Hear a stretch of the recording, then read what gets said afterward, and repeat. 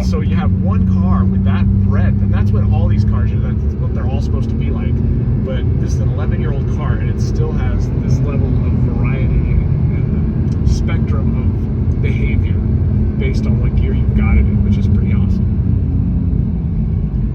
So I've always been interested in, I've gotten addicted to Porsches since a few years ago, thanks to a client of mine. His name is Jesse Benson. Yeah, he races cup cars. Oh, so he knows. He has cup cars. He has a Radical. He has a Aprilia 1000cc engine in a full carbon Wolf built Radical. And when I came on Longtail the first year, I was looking. I didn't have a supercar. Okay. Right. I didn't have anything. I'd met Mike the year prior. Right. And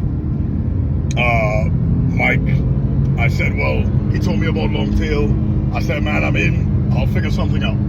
If I have to rent a car, I'll rent a car. And I was actually looking at a Gallardo to rent off of like Turo or something like that. Just for a week. Yeah. And I asked my client, I said, do you think a Gallardo is a good rally car? He goes, absolutely not.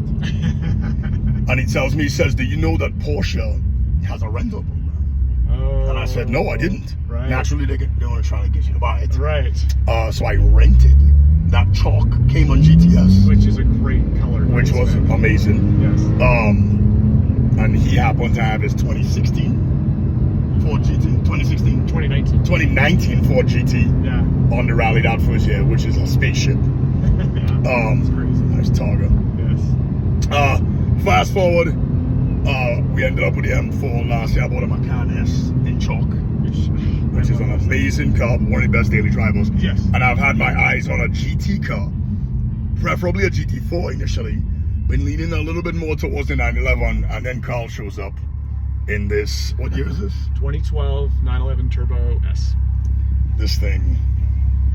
And I mean, the spec is just... I searched for 6 weeks. I was scouring. I sold the GT, and I had the money burning a hole, and I knew this trip was coming, and it's like, well, I just need something that I want, and I'm not going to just buy something for just Longtail. I want something I'm going to want up beyond Longtail. Yeah. And I knew the Turbo S. I just heard nothing but good things. You know, ultimate daily driver is what you always hear about these cars because they're so comfortable, and yet when it's time to go, they go. And now I know why people say that about these cars. Yeah. I'm fully indoctrinated now.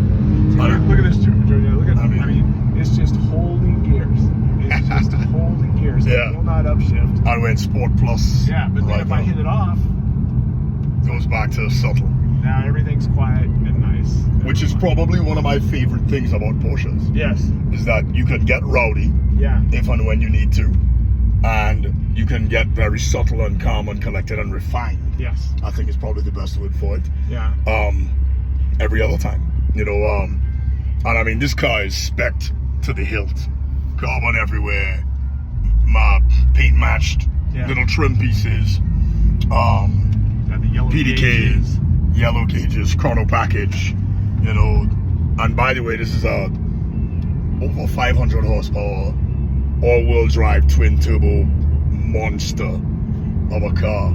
All the tests, you go back and look at the original tests when they were new, they're doing like 2.9. I think there might be 1.28, but they were certainly pulling 2.9, 0 to 60. 0 to 62.9 seconds. Are we talking over a decade ago? 11 years ago. So yeah. It was like I remember reading Edmunds because I used to work there and I still work with them on one of my clients. And you go back and read theirs and they're like, this is the fastest car we've ever tested at the time. When we tested it.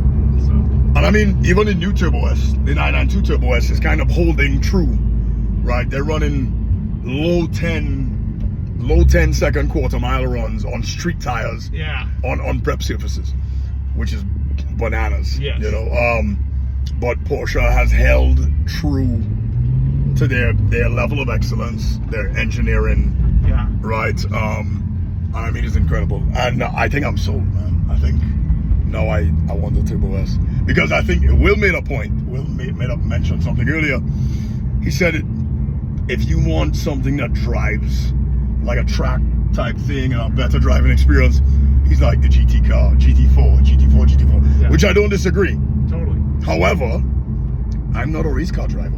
Nor do I track. Nor do I go to the track every weekend, right? And after having the Cayman platform for the week, I love the mid-engine. I love the natural aspiration as well. I love natural aspirated cars. But when you put your foot down, it's not the same. Yeah. It is not the same when you put your foot down, you know, so.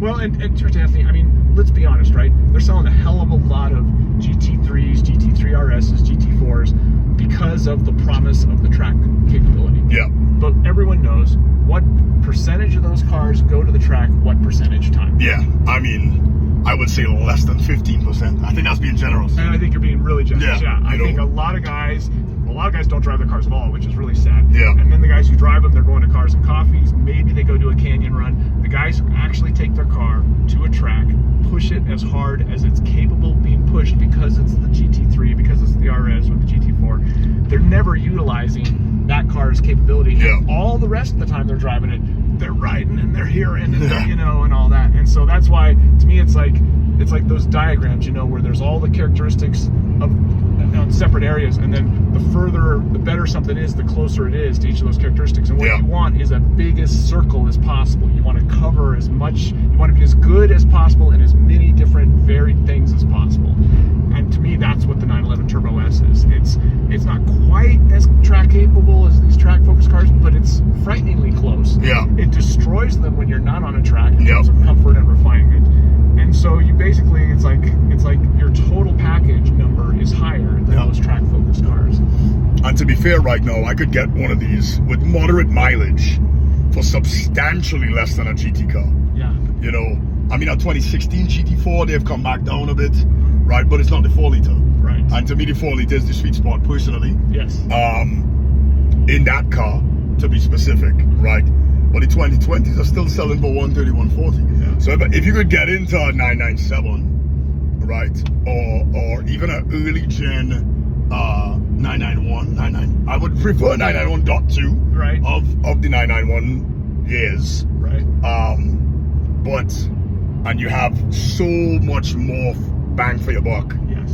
Power-wise, comfort-wise, accoutrements, right? Like, yes, okay, you might, but me personally, I don't care for carbon buckets, right? Most everything else that aren't carbon buckets are 18-way adjustable seats with bolstering, with lots of support, and you get all the creature comforts. I mean, we got heated seats in here, AC is blowing ice cold, and you got the fancy touches, right? You got the yellow gauges, you got the chrono package, which means this car has launch control, right? It has all of these things and it brakes like a savage, which we just did. It's got the carbon ceramics. It's got carbon ceramics too, which I think there's something to be said, arguably, about carbon ceramics on the street. However, we went to the track yesterday, and my brakes got hot. Yeah, this thing, I never thought about it. Never even thought about the brakes and all. And I'm spoiled now because I had that Ford GT. Yeah. And I had tracked it multiple times. And now the idea that brakes start going away, I just don't even have patience for, because I've had cars now that it's not an issue. You never even think about your brakes. They're always there when you need them. Yeah. You know, so I think I'm sold. I asked Karl, I said, hey, I think I need a ride. Aside from the fact that it's my favorite color, and the spec is just bananas. I looked for 6 weeks, and again, it's not like I don't like the color black. Black is a beautiful color. They're all black. All the Turbo S, I swear, they gave out a free Boxster if you ordered one of these in black or something. I don't know. They're all black, and because I think just so many people were like, oh, dude, there's nothing beats a 911 in black, 911 Turbo, 911 Turbo in black. It's like, you know what beats it?